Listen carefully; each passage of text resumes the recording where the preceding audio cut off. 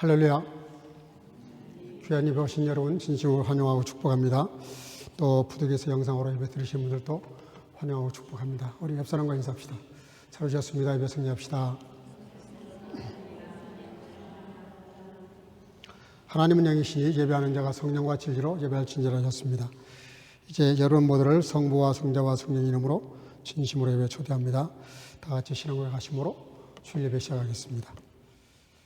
전능하사 천지를 만드신 하나님 아버지를 내가 믿사오며 그 외아들 우리 주 예수 그리스도를 믿사오니 이는 성령으로 잉태하사 동정녀 마리아에게 나시고 본디오 빌라도에게 고난을 받으사 십자가에 못 박혀 죽으시고 장사한 지 사흘 만에 죽은 자 가운데서 다시 살아나시며 하늘에 오르사 전능하신 하나님 우편에 앉아 계시다가 저리로서 산 자와 죽은 자를 심판하려 오시리라. 성령을 믿사오며 거룩한 공예와 성도가 서로 교통하는 것과 죄를 사하여 주시는 것과 몸이 다시 사는 것과 영원히 사는 것을 믿사옵나이다. 아멘. 자리에 앉으시고 찬송가 27장을 부르시겠습니다.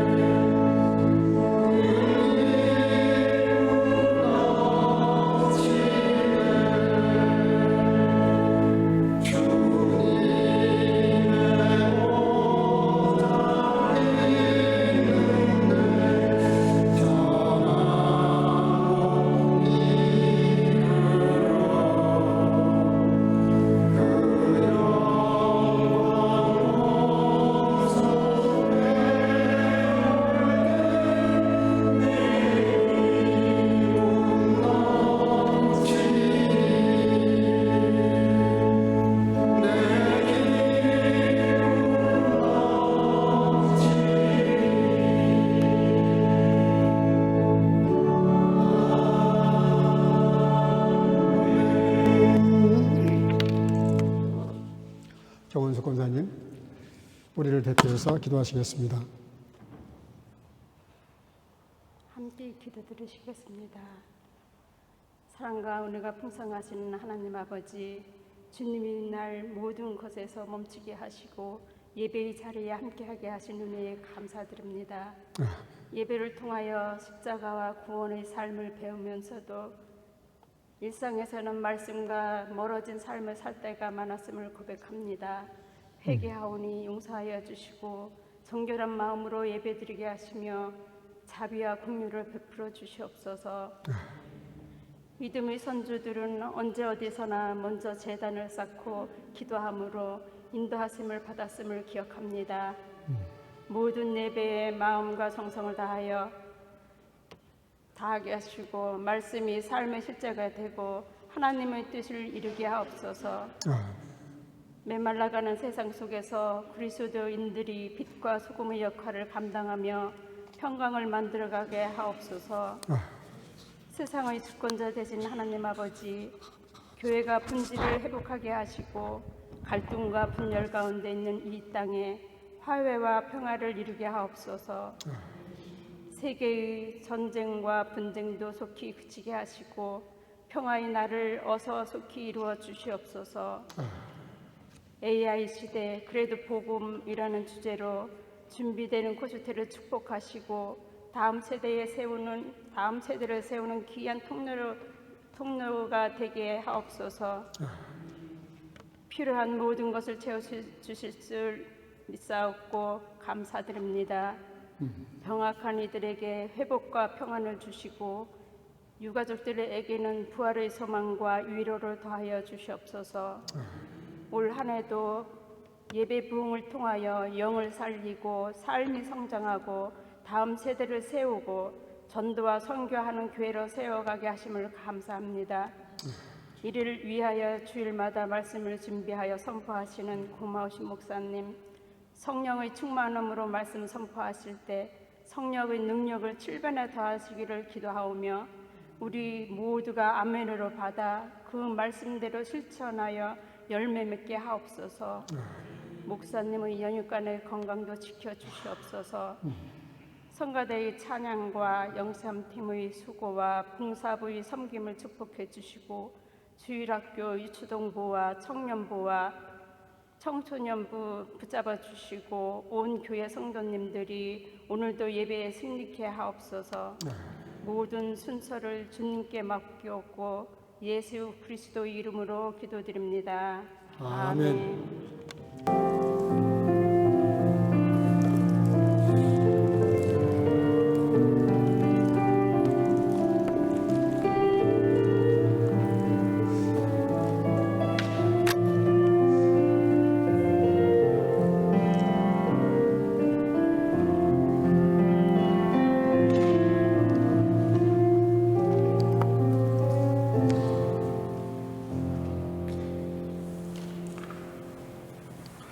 찬송가 258장 부르시면서 준비하신 예물을 드리겠습니다.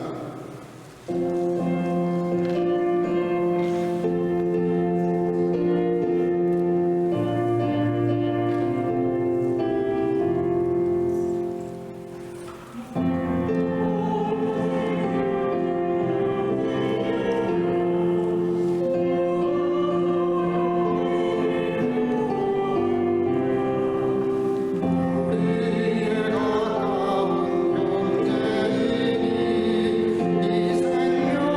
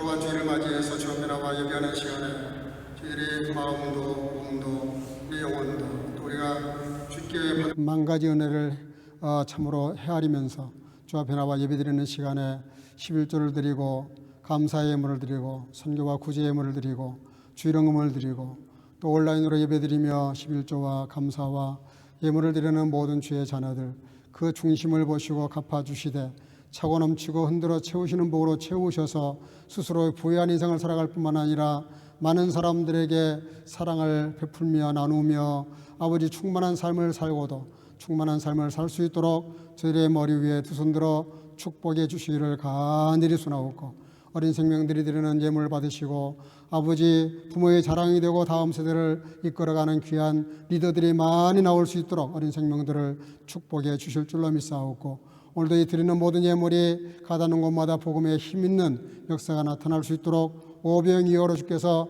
축복해 주실 줄로 믿사옵고 예수님의 이름으로 축복하고 봉헌하며 기도하옵나이다. 아멘.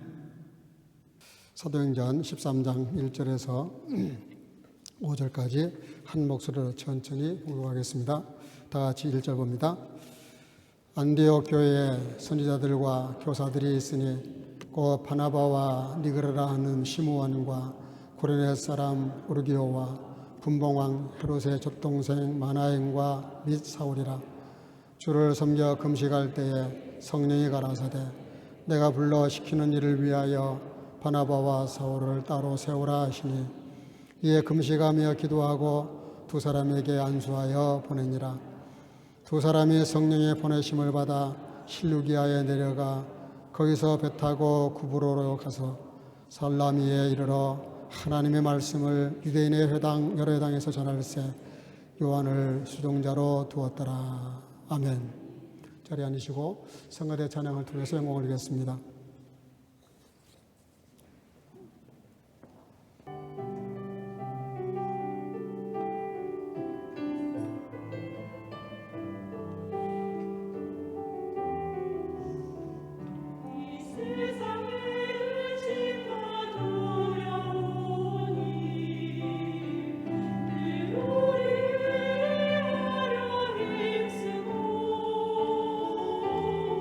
수많은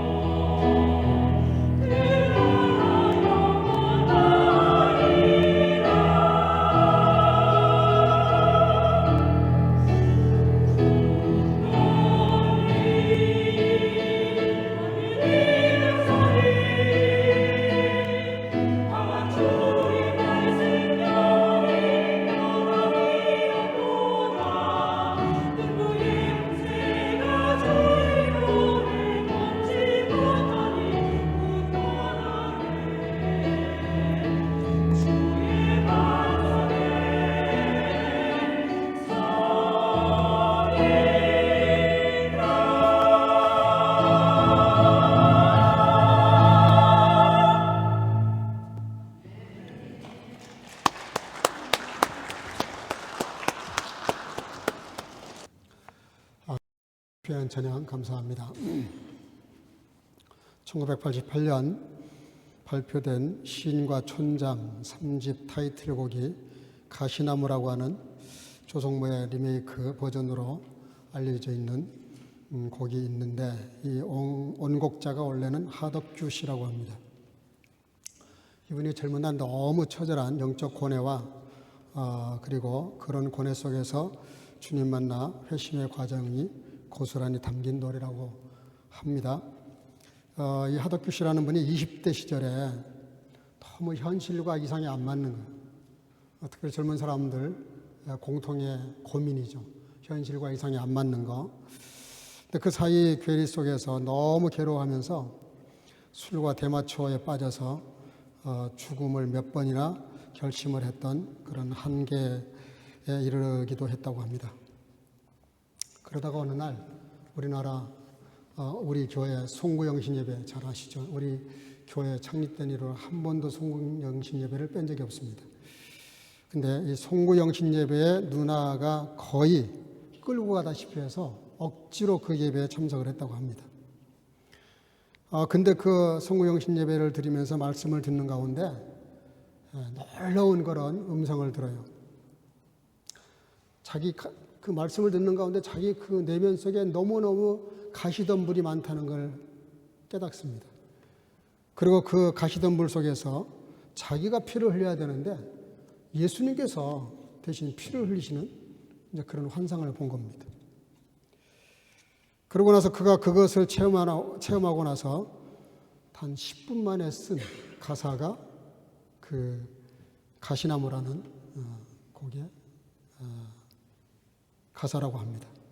그 10분 동안에 이렇게 막 이렇게 쏟아져 나오는 걸 그냥 받아 쓸 정도로 이렇게 썼는데, 그 중에 가장 그 유명한 구절이 있죠. 저도 그 노래 몇 번 들어봤어요.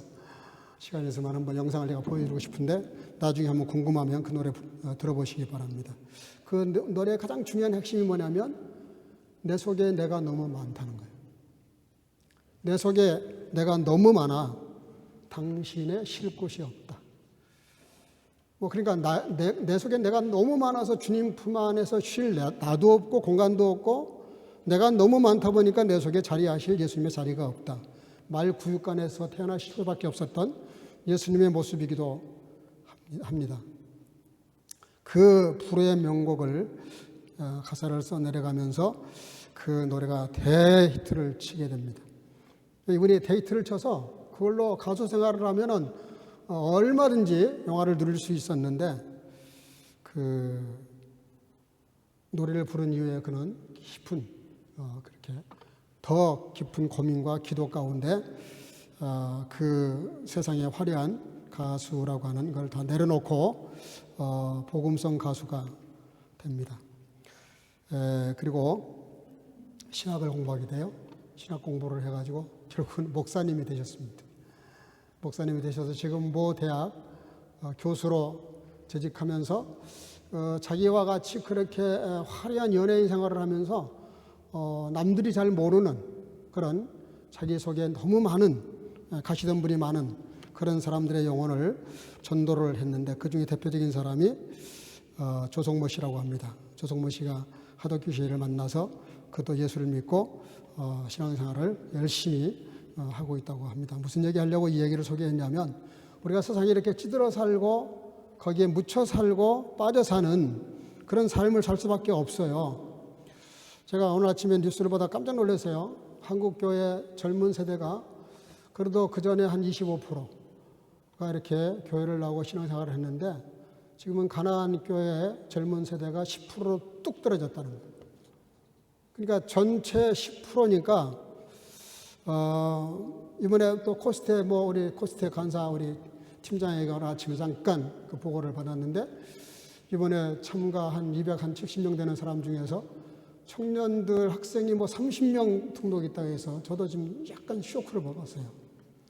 작년에도 한 80명은 왔었던 것 같은데 올해 지금 270명 중에서 겨우 지금 청년들이 그렇게 작다 그래서, 그것도 소망이 있는 것은 에즈마의 어린 아이들하고 청소년 팀이 한 130명 된다 그래서 그래도 다음 세대를 세울 수 있는, 그래서 지금 코스트는 이제 스튜던트 인 유럽이 아니라 이걸 좀 바꿔야 될 것 같아요.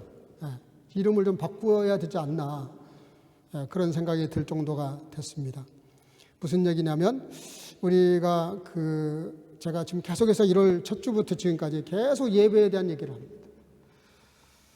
목사님들하고 엊그제 만나서 잠깐 교제를 하는 가운데 나눈 얘기기도 하고, 지난주에 또 제가 GMS 독일 지부 한 17명 모인 자리에 저를 보고 설교를 해달라 그래서 설교하다가 예배에 대한 우리 교회에서 설교했던 내용을 일부를 제가 소개했어요.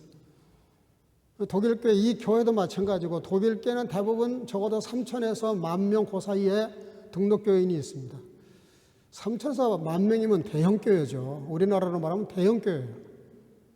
근데 독일교회 죽었다고 다들 말해요. 독일교회가 왜 죽어요? 교인이 3,000, 10,000명이나 되는데. 그래, 전에 있었던 교회도 알틀리조가 4,000, 루이젠이 6,000, 10,000명이에요, 10,000명, 등록교인이. 독일교회가 죽은 게 아니고요, 예배가 죽은 겁니다, 예배가. 주일날 나와서 예배를 안 드리잖아요.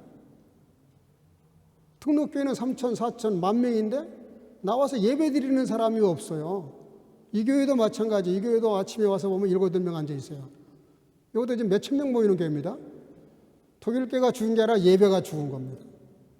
제가 우리 교회 올해 그 예배 부흥이라고 이렇게 표를 정한 거는 그냥 한 게 아니에요. 오랜 시간 동안 독일교회와 또 우리 교회도 그렇고 정말 그리스도인이 그리스도인으로서 삶을 제대로 자기 자신의 삶을 정체성을 바로 세우고 자기 실존이 하나님 앞에 그리스도인이라고 하는, 이번에 지금 한국에 나온 통계에 청년들이 10%로 줄어든 가장 큰 이유 중에 하나가 교회가 신뢰를 잃었다는 거예요. 신뢰를 잃었다는 겁니다. 신뢰를. 왜 신뢰를 잃었냐 그랬더니 교회에서 예배 드릴 때, 모였을 때는 다 신앙인인데 집에 오면은 아파트가 값이 얼마인데 몇 평짜리가 얼마고 어디다 투자하면 늘 이런 얘기고, 교회에 대한 그냥 흠이나 이렇게 늘어놓고 잡담이나 하고 불판불명을 하지, 주일날 들은 말씀이 자기 집에 와서는 전혀 적응을 안 한다는 거예요. 말씀 따로 교회 따로 삶 따로라는 거예요. 젊은 사람들이 이런 거 이질적인 것을 보고 교회에 대한 신뢰를 잃었고, 교회가 이상한 모습으로 바뀌어가는 모습을 보고 그렇게 젊은 사람들이 예수를 안 믿는 게 아닌데 교회를 떠나는 사람들이 많다는 말을 듣고 굉장한 저도 충격을 받았어요. 여러분들 하덕규 씨의 한 사람의 예지만 예배를 통해서 그 방황하던 죽음을 생각했던 사람이 몇 번이나 자살을 시도했던 사람이 예수님을 만나고 예배 시간에 예수님을 만나고 삶이 바뀌고 자기만 그런 것이 아니라 다른 사람에게까지 영향을 미쳤다는 얘기를 드리고 싶어서 그 말씀을 소개를 한 겁니다. 성경에 보면 많은 이야기들이 있지만 잘 아시는 대로 한 중풍병자 얘기가 마가복음 2장에 보면 나옵니다. 스스로 장애를 갖고 있잖아요. 스스로 교회 나갈 수 없는 사람. 네 사람이나 달라붙어가지고 한 영혼을 교회, 그러니까 예수님 앞으로 데리고 나오려고 애를 씁니다. 왜 예수님께 모시고 나오려고 그랬을까요? 예수님은 당시의 성전, 바리새인들, 율법 이렇게 찌들어 있는 그런 성전이지만 반드시 안식일을 지키셨어요. 그 잘못된 거를 비판하고 독사의 자식들아, 회칠한 무덤들아 하고 정말 저주에 가까운 말씀을 하시면서도 그 성전에 나오셨어요. 여러분들 주일날 우리가 교회 나오는 건 교회 나오는 거지만 사실은 주님께 나오는 겁니다. 주님의 날이기 때문에. 할렐루야. 그러니까 주일날 교회 나오는 건 교회 나오는 것도 있지만 진심은 주님께 나오는 거예요. 주님의 정한 장소고 주님이 부활하신 날이고 주님의 이 날이 복되다고 말씀하시고 이 날에 예배를 드리라고 말씀하시니까 우리가 교회 나오는 겁니다. 교회만 나와도 물론 잘하는 거예요. 그러나 진짜 교회 나오는 이유는 그게 아니잖아요. 근데 여러분들 교회 나오고 우리가 수요일이고 금요일이고 예배 가운데 나오려고 할 때 항상 장벽이 있어요. 뭔가 장벽이 있어요.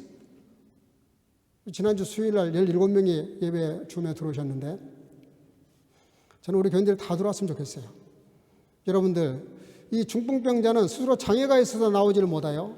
네 사람이 도와주려고 하는데도 들고 나왔는데도 사람들이 장애해서 이 중풍병자처럼 다른 사람들도 예수님께 모든 문제를 가지고 나와서 내가 먼저 해결받아야 되겠다고 사람들이 진을 치고 있어서 들어갈 수가 없으니까 어떻게 그 지붕, 슬라브까지 올라갈 생각을 했는지, 여러분들이 정말 주일 예배 나오기 위해서 여러분들에게도 그런 장벽이 있을 거예요.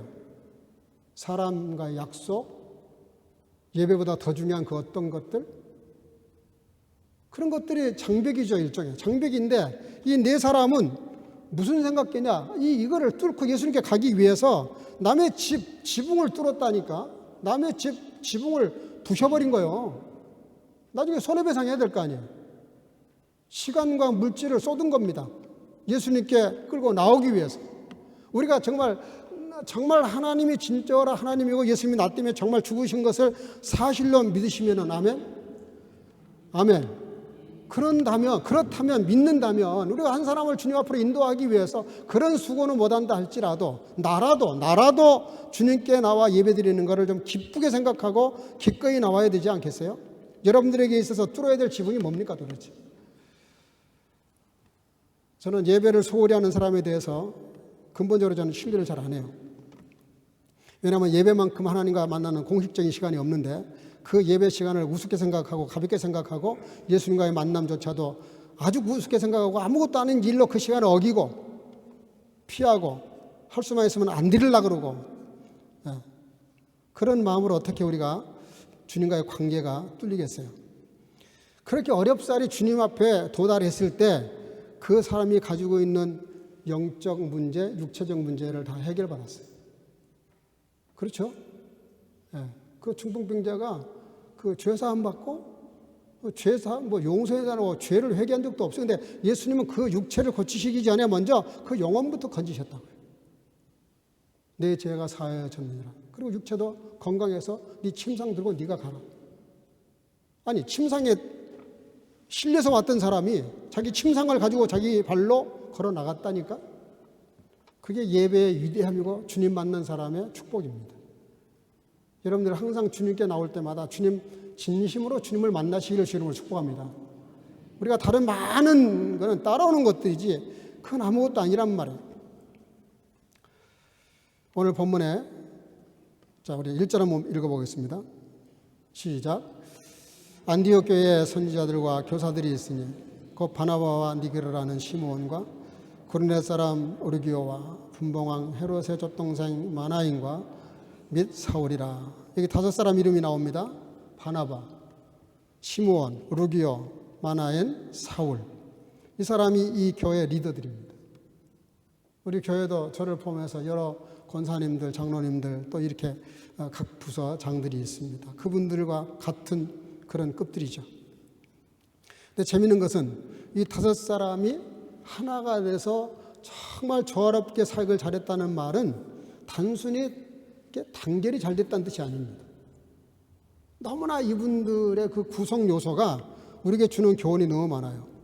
여기 니게르라는 시므온하고 구레네 사람 루기오. 구레네는 어디냐면 북아프리카 지역이 있기 때문에 루기오도 아프리카 사람, 그리고 시므온도 아프리카 사람이에요. 어쩌면 말하면 우리 교회 여기 가나 교인들이 있는데 지금은 이게 노말이지만 그때 당시에는 같은 피부색을 가진 사람이라고 해도 선민 이스라엘과 이방인은 하늘과 땅 차이에요.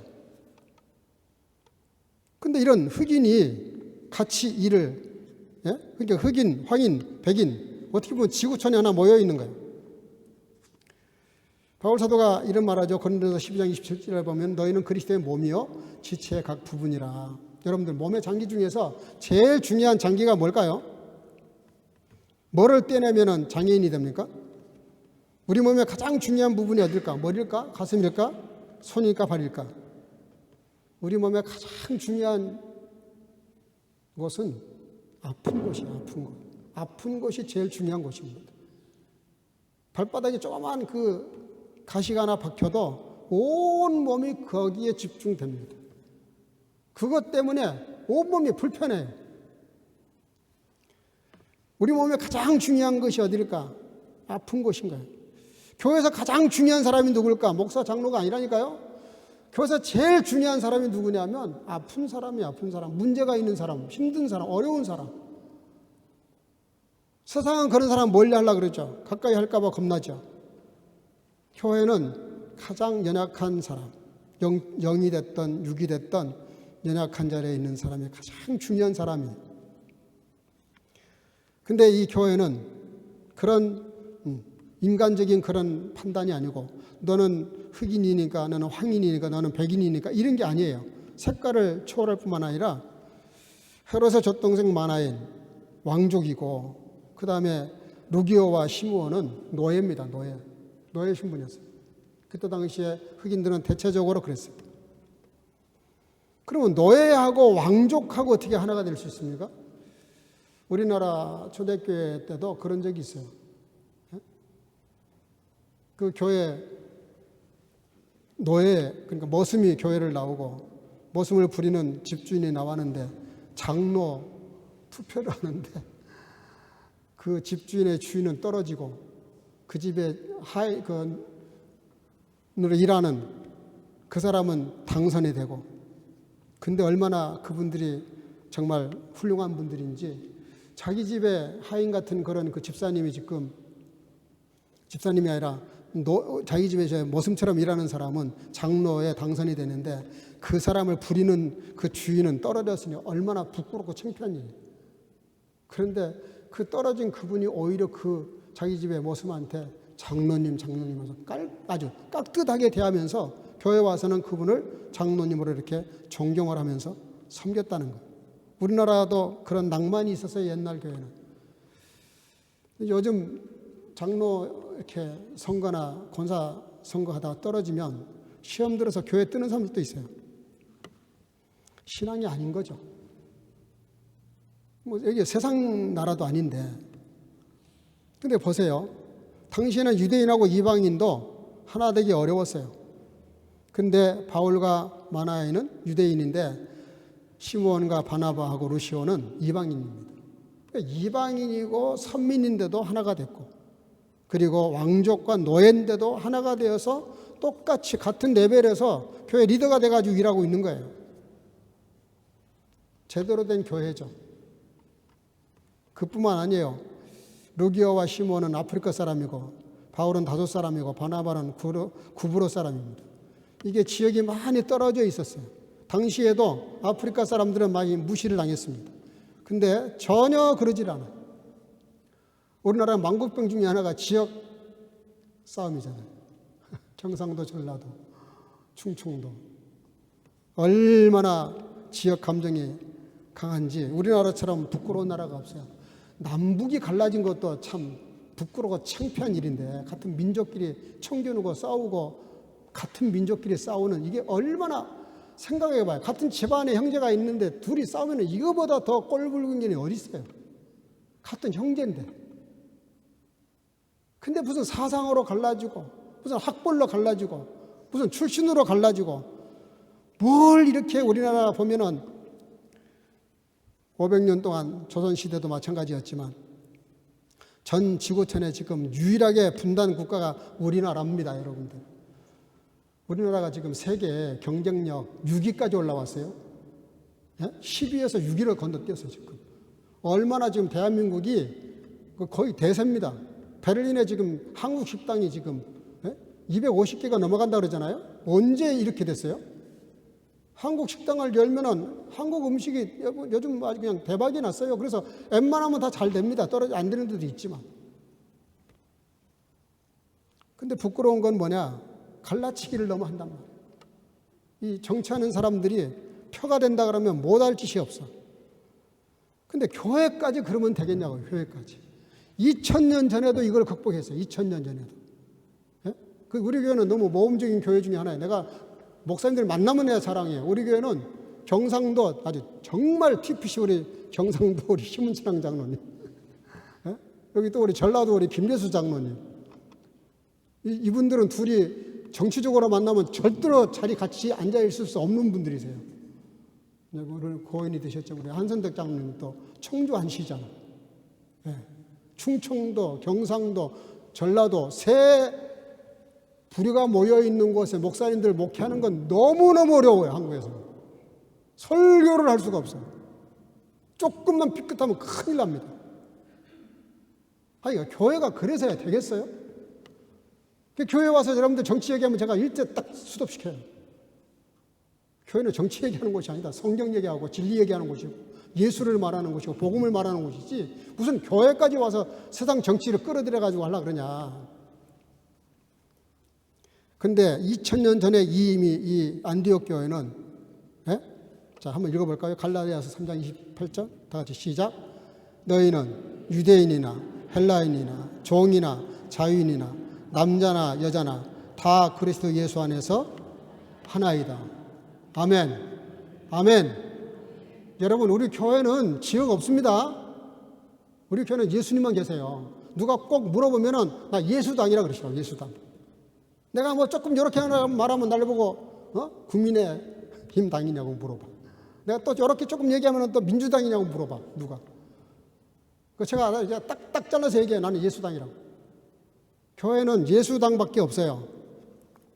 2000년 전에 이미 그렇게 했어요. 그리고 자, 골로새서 3장 13절 시작. 누가 누구에게 불만이 있거든 서로 용납하여 피차 용서하되. 이게 무슨 얘기예요? 바울 사도가 엊그저께만 해도 교회 핍박한 사람. 근데 지금 이 5명과 하나가 되어서 교회 리더가 됐잖아요. 아니, 생각해봐요. 스데반 집사를 돌로 쳐 죽인 사람이에요. 사울이. 여러분들 그런 사람 용서가 되겠습니까?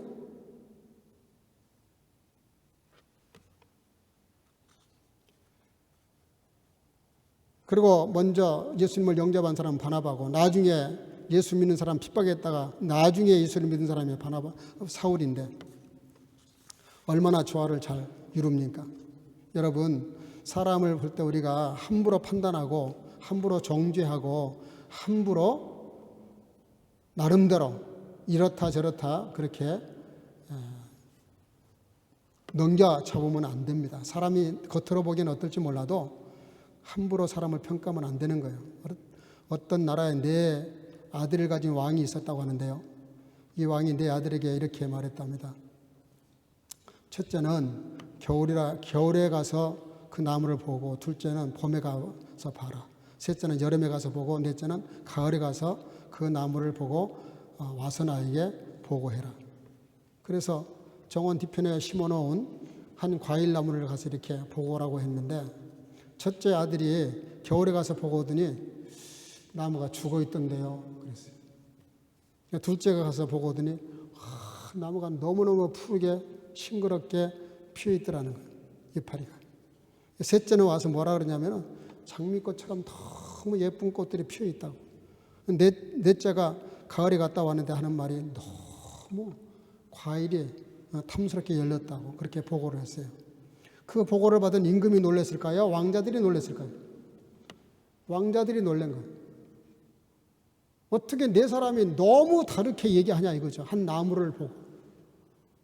물론 봄, 여름, 가을, 겨울 나눠서 시제를 나눠서 가서 봤으니까 그랬겠지만 임금이 왜 그렇게 했겠어요? 너희들이 왕자인데 앞으로 나라의 다음을 책임져야 되는데 보는 시야가 좀 넓어야 되지 않겠냐. 다양하게 볼 줄 알아야 되지 않겠냐.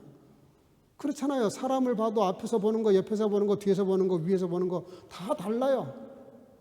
근데 우리는 너무 쉽게 판단하고 너무 쉽게 정죄를 하거나 칭찬을 하거나 그래요. 여러분, 사람은 하나님만 아십니다. 사람은 몰라요. 사람은. 아니, 나도 나를 잘 모르겠는데 내가 누구를 어떻게 알겠어요? 제발 그런 어리석은 생각하지 마세요. 그래서 바울 사도가 판단하지 말라니, 판단 중지해라. 주님 오실 때가 돼서 주님이 오시면 주님이 심판하시고 주님이 알아서 말씀하실 거니까 그렇게 함부로 판단하지 말라 그래요. 아무리 나쁜 사람들도요, 좋은 면이 있고 아무리 좋은 사람도 단점이라는 게 있어요. 그래서 우리가 함부로 판단하면 안 되는 거죠. 안디옥 교회는 그런 부분들을 다 극복한 교회였어요. 근데 어떻게 이게 가능했을까? 오늘 가장 중요한 건 결론적으로 본문 2절인데요. 한번 읽어보겠습니다. 다 같이 시작. 주를 섬겨 금식할 때 성령이 가라사대 내가 위하여 바나바와 사울을 따로 세우라 하시니. 아멘. 여기 주를 섬겨 금식할 때 그게 주를 섬긴다는 말이 언어에는 예배 드리고 있을 때 이렇게 돼 있어요. 주를 섬긴다는 말이 예배 드리고 있을 때 그게 언어의 뜻입니다. 여러분들 안디옥 교회가 어떻게 이게 가능했냐면은 주님께 예배하다 보니까 예배하면서 말씀을 나누다 보니까 금식할 일이 생겼어요. 왜냐하면은 선교를 더 해야 되겠는데 누구를 보낼 거냐 이 5명 중에서 이 5명 중에서 누군가를 보내야 되는데 아니 어떻게 선교해야 될지를 아무것도 모르는 상황인데 사람들끼리 모여가지고 재직회를 하고 당회를 한 게 아니에요. 예배 드렸다니까. 예배 시간에 말씀을 나누다 보니까 말씀 속에서 하나님의 음성이 있는 거예요. 여러분 주일날 여러분들이 이 자리에 와서 이 시간에 말씀을 듣는 것은 이 시대에 저와 여러분들 현장에 있는 저와 여러분들에게 하나님이 내게 우리에게 필요한 말씀인 줄로 믿으시길 바랍니다. 그렇게 세워서 하나님이 사역자들을 쓰셨어요. 근데 예배 시간에 예배 드릴 때 성령이 가라사대 그랬어요. 뭐 청년들을 지금 케이크 집사를 통해서 제가 성경 공부를 하고 있는데 뭐 성령에 대해서 이미 공부했으니까 알 거예요. 성령이 나를 언제 제일 가장 많이 역사하고 가르치냐면 예배 드릴 때입니다. 예배 드릴 때. 할렐루야. 예배보다 더 좋은 공식적인 방법이 없다니까요. 다 중요해요. 사업도 중요하고 사역도 중요하고 전도도 중요하고 성교도 다 중요해요. 성경 공부도 중요하고 다 중요해요. 그러나 제일 중요한 게 교회가 뭐냐? 예배요. 예배. 우리 교회가 잘만 하면 저 2층에서 예배 드리면 오전에 예배 드릴 수도 있을지 모르겠어요. 그래서 제가 목사님께 물어봤어요. 교회 처음 이게 빌리는 과정에서. 우리가 저 2층에서 예배 드리면 안 되냐? 그랬더니 그분이 딱 잘라서 얘기해요. 예배는 예배당에서 드리는 게 맞습니다. 나한테 그래요. 젊은 목사가. 제가 젊은 목사였지만 존경했어요. 그분을. 이 독일 목사님. 예배는 예배당에서 드리는 게 맞습니다. 그래요. 아니 내가 해야 될 말 아니에요 사실은. 근데 이 젊은 이 목사님이 저기 우리 어진 집사하고 나이가 비슷해. 예? 만나면 잘 통해요 보면. 저는 만나면 가만히 가서 앉아만 있어요. 저는. 그 어린 집사 나한테 시킨 게 있어요. 아빠는 무조건 성인 군자. 좋은 역할만 하고 아무 소리 하지 말고 덕담만 한마디 해. 필요한 말은 내가 할 테니까. 근데 이 목사님이 그런 얘기를 하는 거예요. 여러분들 예배가 얼마나 중요한지를 아셔야 됩니다. 예배를 중요하게 생각하셔야 돼요. 예배는 그냥 하나님 앞에 와서 예배 드리고 찬송 드리고 기도하고 예물 드리고 말씀 듣고 이렇게 생각하지만 그게 아니라니까요. 주님과 우리가 공식적으로 만나는 시간이에요. 그때 성령께서 가라사대 그러잖아요. 성령께서 하실 말씀을 하시는 거죠. 예배 시간에. 불러 시키는 일을 위하여 바나바와 사울을 따로 세워라 하시니. 예배 시간에 소명을 받은 겁니다. 예배 시간에 소명을 주신 거예요. 소명을.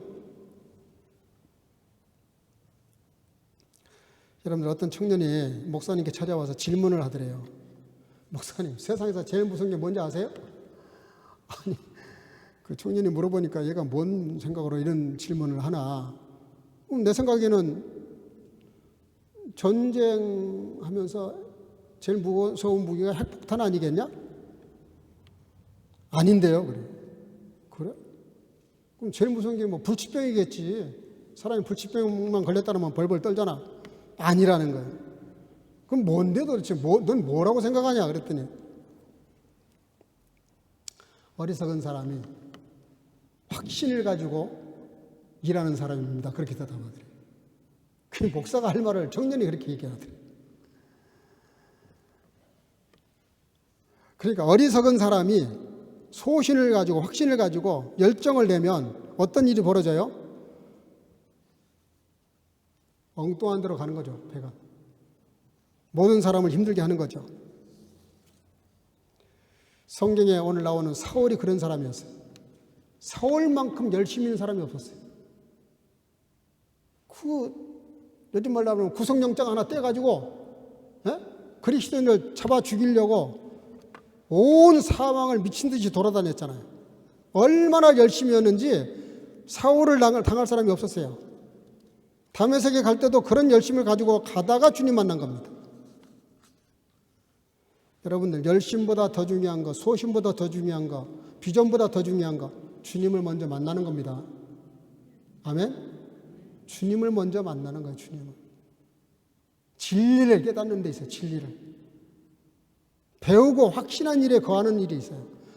근데 확신을 하기 전에 배워야 돼요. 먼저. 배워야만 됩니다. 알아야 됩니다. 깨달아야 돼요. 바울 사도가 그렇게까지 하다가 하나님이 예수님 볼 때 너무너무 답답하니까 만나주신 것이죠. 결국은 바울 사도 열심히 뭡니까? 십자가 원수가 되는 일을 했고 예수님을 핍박하는 일이 됐어요. 주님을 만나고 나서야 비로소 진리를 깨닫습니다. 여러분들, 안디옥 교회는 예배로 그렇게 됐고요. 두 번째는 한번 따라합시다. 주를 섬겨 금식할 때, 금식이라는 말이 두 번이나 나옵니다. 금식이라는 말이 두 번이나 나오는데 기도와 연결해서 하신 말씀이에요. 첫째는 예배였고 두 번째는 기도입니다. 기도할 때 성령께서 그에게 말씀하셨다 그랬어요. 여러분, 기도를 했다는 말은 무슨 얘기예요? 금식하고 기도했다는 말은 뭐예요? 하나님과의 관계를 그만큼 중요하게 생각했다는 겁니다. 금식의 의미는 밥을 굶었다는 얘기가 아니에요. 다른 거를 다 이렇게 제껴놓고 여기 집중했다는 겁니다.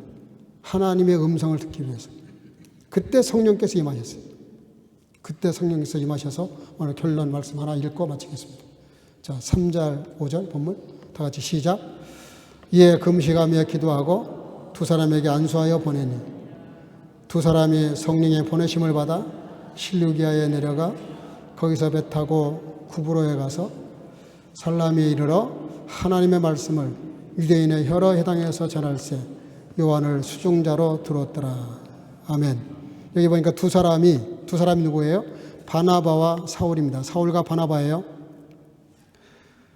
두 사람이 성령의 보내심을 받아 실루기아로 내려가서 거기서 또 배 타고 구브로로 건너가서 구브로에서 살라미까지 갔다. 그 불과 2-3절에서 여러 곳을 이렇게 가는 모습을 보고 가는 곳마다 유대인의 회당에서 말씀을 전하면서 요한을 세워서 돕게 했다. 그런 말씀을 합니다. 여러분들 무슨 얘기입니까? 선교가 확장되고 넓어지고 깊어지는 걸 보게 돼요. 안디옥 교회에 5명의 지도자들이 있었는데 그 두 사람을 다른 데서 누구를 보낸 게 아니에요. 자기 교회에서 사람을 세워서 그 사람을 선교사로 파송했다는 거예요. 여러분들 보십시오. 살아있는 예배를 드리니까 또 하나님 앞에 기도하고 금식하면서 기도했더니 성령께서 뭘 할지를 가르쳐 주셨어요. 내가 뭘 하려고 덤비지 마시고요. 주의 음성부터 들으세요. 주님의 뜻부터 분별하시라고. 주님의 뜻이 분별되면 주님이 소명이라는 걸 주세요. 요즘 왜 신학교가 이렇게 힘들고 어려운지 아세요? 저희 때만 해도 실력은 2번째였어요. 시험 봐서 시험 점수는 2번째라니까? 만점을 맞았는데 신학대학에서 떨어뜨려요. 저도 강사고시 보고 떨어졌어요. 자신 있게 답을 썼는데 저도 떨어졌어요. 뭘 보는지 아십니까? 면접을 해요. 면접. 그때 제일 첫 질문이 뭔지 아세요? 너 언제 어디로부터 소명을 받았냐부터 물어봐요. 그게 뭐냐면 성령께서 실제로 나를 부르시는 그런 증거를 대라는 거예요. 증거를. 거기서 머뭇머뭇하면 떨어지는 겁니다. 아무리 실력이 좋아도 떨어뜨렸어요. 근데 죄송한데 지금은 보니까 그렇게 떨어뜨리는 건 아닌 것 같아요. 그렇게 떨어뜨렸더니 고소를 해. 내 실력 점수를 깔아 말이지. 내가 왜 떨어졌는지. 요즘은 그러니까 신학대학도 점수가 높으면은 면접에 인간성이 틀려먹었고 소명을 안 받아서도 받을 수밖에 없어. 여러분들 하나님 앞에 부름받은 사람들은 소명이 분명해야 됩니다. 소명. 하나님으로부터 소명을 받아야 돼요. 사명을 받아야 된다. 그게 어디서 와요? 살아있는 예배자가 되는 겁니다. 제가 지난번 집에서 모였을 때 우리는 선교사가 되기 전에 예배자가 안 되면 선교 다 꽝이다. 내가 독일교를 소개했어요. 이렇게 몇천 명씩 모이는데 예배를 너무 예배를 안 드려서 예배가 죽은 거지 교회가 죽은 게 아니다. 다 아멘을 했어요. 다 긍정하고 인정했어요. 기독신부에 지금 기사까지 났어요. 그게 너무 중요한 거예요. 예배자가 되는 거, 진정한 예배자가 되는 거. 여러분들 진정한 예배자가 되기 전에는 뭘 이렇게 결정하려고 그러지 마세요. 적어도 예배자가 된다는 말은 주님과의 관계가 바로 섰다는 뜻입니다.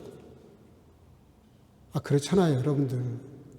예배가 흔들리는데 어떻게 다른 게 가능해요? 신뢰관계가 깨지는데 어떻게 가능해요? 여러분들 선교사가 되고 목회자가 되고 장로가 되고 권사가 되고 내가 그리스도인으로 삶을 살아갈 때 무엇보다도 중요한 것은 거듭난 사람 이후의 삶의 첫 번째가 뭐냐면 예배자가 되는 겁니다. 진정한 예배자가 되는 데 있어요.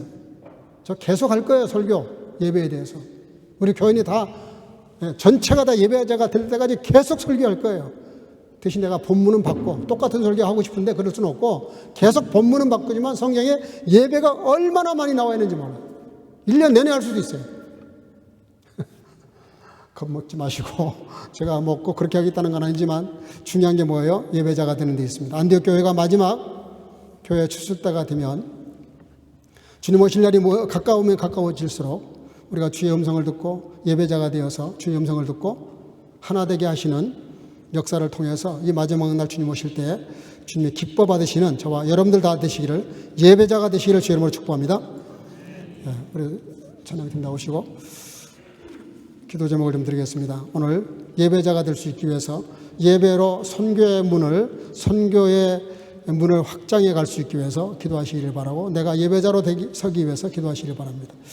고스대 다음 세대를 세우는 고스대 이제 2주 앞으로 다가가는데 기도해 주시기를 바랍니다.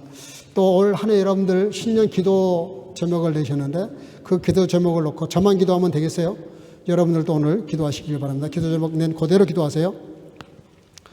또 그제 우리 임 목사님 가정 유가족 우리 고 한성택 장로님 천국 환송 예배를 드렸는데 가정을 위해서 잘 사별의 아쉬움을 극복할 수 있게 해서 기도하시고 또 헤르 그라우버가 지금 몸 건강 상태가 빨리 회복이 잘 안 되고 있는데 위해서 기도해 주시길 바랍니다. 또 어린 7살 먹은 유엘이 한국에 있지만 불치병인데요. 꼭 낫게 해달라고 기도해 주시길 바랍니다. 그리고 나라와 민족을 위해서 우리나라가 제사장의 나라 거룩한 백성 성교 한국이 되게 해달라고 기도하시고 또 지구촌의 모든 전쟁이 끝나게 해달라고 기도해 주시길 바랍니다. 찬양을 드린 다음에 기도하겠습니다.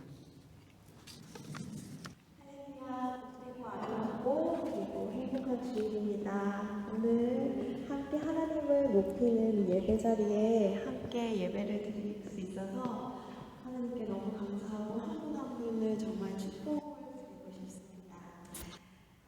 이번 주에는 우선적으로 말씀하셨다시피 저희 한성택 장로님 장례식이 있었는데요.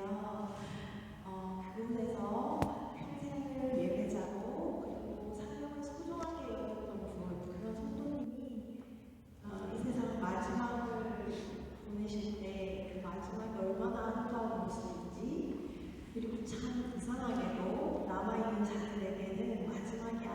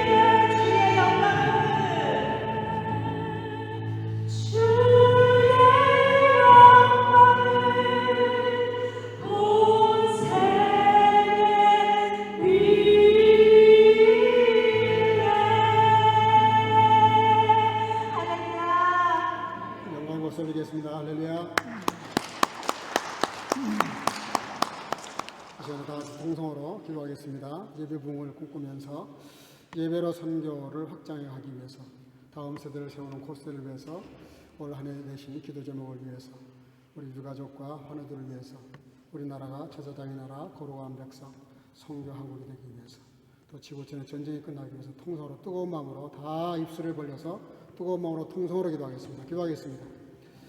사랑과 은혜가 충만하신 아버지 은혜를 감사합니다. 하나님의 내 가운데 오늘도 주 앞에 나와 예배하는 시간에 아버지 하나님, 오늘도 안디옥 교회를 통해서 아버지 하나님의 선교가 어떻게 확장되는지 예배를 통하여 하나 되게 하시고, 예배를 통하여 선교하게 하시고, 예배를 통하여 사명을 받게 하시고, 예배를 통하여 성령의 음성을 듣게 하신 것을 감사합니다. 사랑과 은혜가 충만하신 아버지 하나님, 저희들의 예배자가 되어서 아버지 하나님 어떤 것보다도 예배자가 먼저 되어서 예배자로 이 땅을 살아갈 수 있도록 아버지 예배자가 되어서 주님을 만나게 도와주시고, 예배자로 기도하며 예배자로 예배하며 예배자로 사명을 감당하며 예배자로 아버지 선교하며 예배자로 삶을 이루어갈 수 있도록 아버지 하나님 우리 모두를 하나하나 심령을 성공을 예배령을 보여주시기를 원합니다. 사랑과 은혜가 충만하신 아버지 하나님, 다음 세대를 생각하는 독생의 역사 기록 보여주시고 오시는 아버지 하나님 27분에 감사드리고 아버지 성장하는 모든 주 아버지 말씀들과 아버지 하나님의 또한 일을 진행하는 모든 기관들에게 함께 하셔서 그런 곳에 아버지 정말 내가 그런 시간을 역사하시려고 하고 오늘 하나님 우리 성도님들 아버지 시기에 기도를 생각해 드렸습니다. 아버지 하나님 그를 놓고 영을 이렇게 하시고 아버지 기도드린 대로 살아가게 하시고 기도드린 대로 기도하게 하시고 기도드린 대로 실천해서 아버지 하나님 반드시 꿈을 이루도록 축복하시기를 원합니다. 아버지 하나님이여 참으로 선택해 하시고 겪고 있는 아버지 목사님 가정을 위해서 아버지 이루어져 주시고 구원의 수고로 충만하게 하시고 아버지 하나님이여 병들들을 심령들에서 치료하여 주시고 온전케 하시고 아버지 하나님 강건하게 회복시켜 주시기를 원합니다. 아버지 하나님 저희 나라를 살게 해주시고 제사장의 나라 가지고 거룩한 명상이 되게 하시고 마지막 시대에 하나님의 복음을 증거하는 성경이 될 수 있도록 아버지 하나님 축복해 주시옵소서. 지구촌의 모든 문제와 전쟁이 끝나게 하시고 아버지 남북의 평화적인 통일도 하나님의 때 하나님의 방법으로 이루어 주시기를 간절히 간절히 맹민들이 하나님 앞에 마지막 시대에 종교의 쓰임과 능력으로 하나님 구하시고 그리고 우리 성경원들과 한 힘과 힘명이 모두 다 예배자가 될 수 있도록 안녕교회와 아름다운 교회가 될 수 있도록 축복해 주시고 역사하시고 은혜를 내려 주시옵소서. 하나님께서 지금 구하시고 인도해 주시옵소서.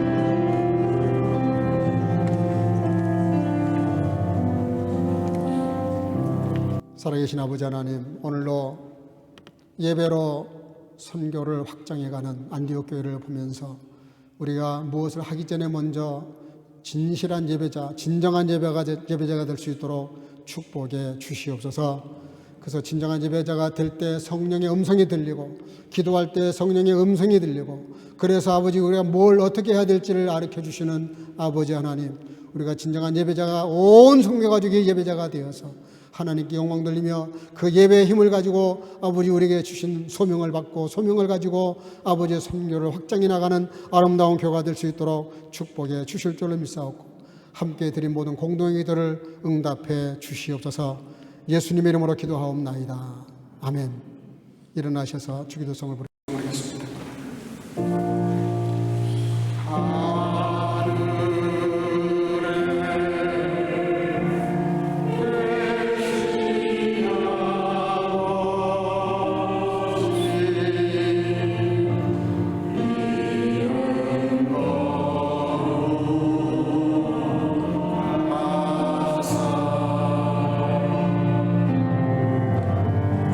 주님 나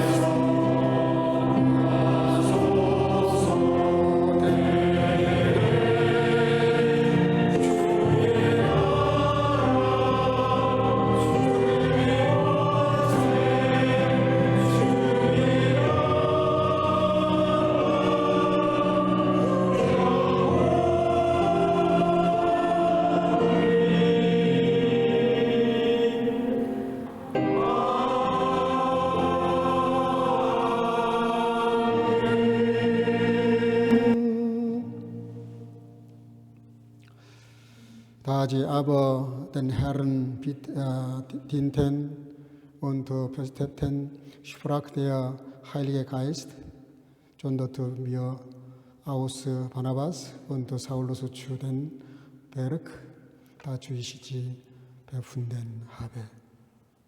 Die Gnade unseres Herrn Jesus Christus und die Liebe Gottes und die Gemeinschaft des Heiligen Geistes sei mit euch allen.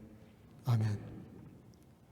주를 섬겨 금식할 때에 성령이 가라사대 내가 불러시키는 일을 위하여 바나바와 사울을 따로 세우라 하시니 이제는 우리 구주 예수 그리스도 놀라우신 은혜와 아버지 하나님의 극진하신 사랑하심과 성령의 교통으로 충만케 하시니 예배 부흥을 통하여 우리의 예배가 선교가 확장을 이루어내기를 마음속에 결단하고 돌아가는 여기 모인 선교가족과 주의 지체들과 영상으로 예배하는 모든 주의 자녀들 머리 위에 이로부터 영원토록 함께 있을지어다. 아멘.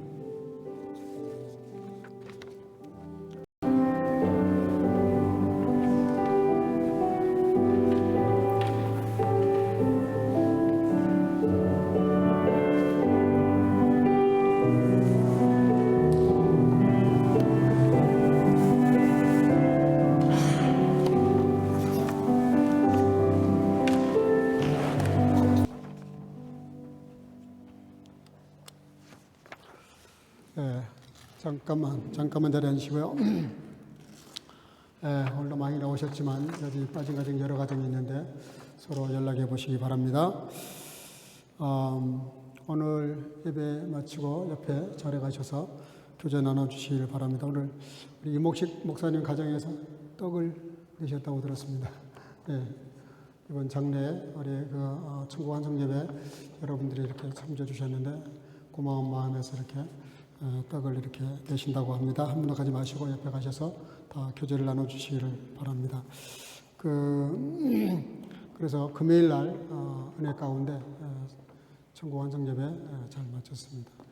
우리 또 한동원 집사 프랑크푸르트에서 이렇게 여기까지 부부가 같이 오셨는데 잠깐 인사 한번 할래요? 다시 한번? 우리 또 임 목사님도 위해서 계속 기도해 주시기를 바랍니다.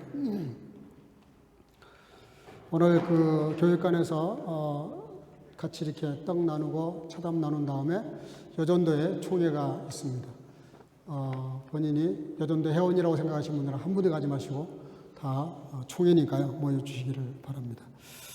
코스트에 이제 2주 앞으로 남았는데 위에서 기도해 주시기를 바라고 혹이라도 지금 원하시면 지금 18명 자리 남아 있어요.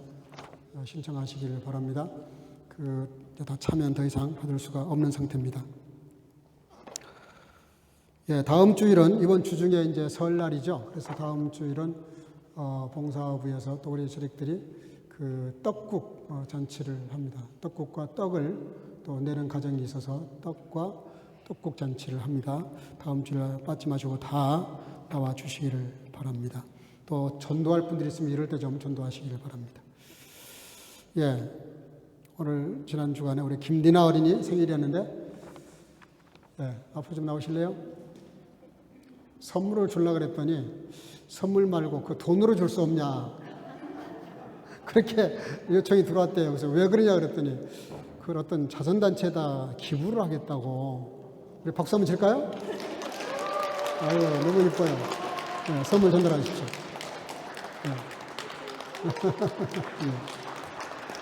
너무 멋있죠? 벌써 이렇게 어린 아이가 그 생일잔치 들어오는 선물을 가지고 어려운 사람 돕겠다니 참 우리 교회 정말 좋은 교회입니다. 얼굴도 이쁜데 마음도 이뻐요. 우리 축하송 하겠습니다.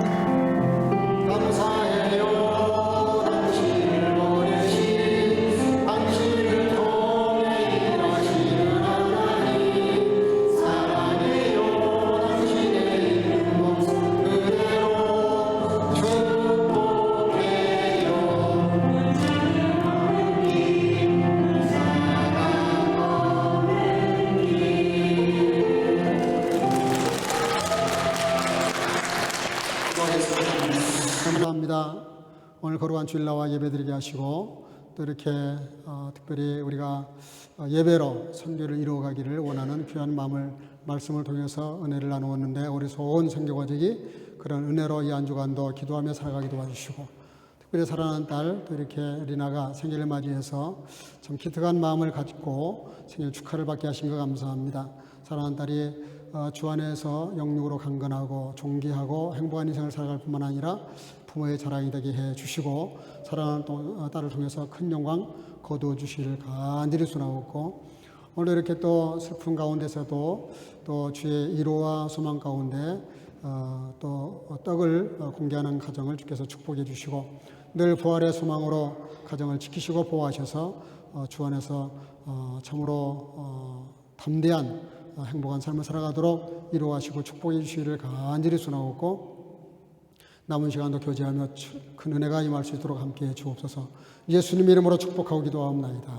아멘. 인사고 들어갈 때 박수로 축복하겠습니다. 할렐루야.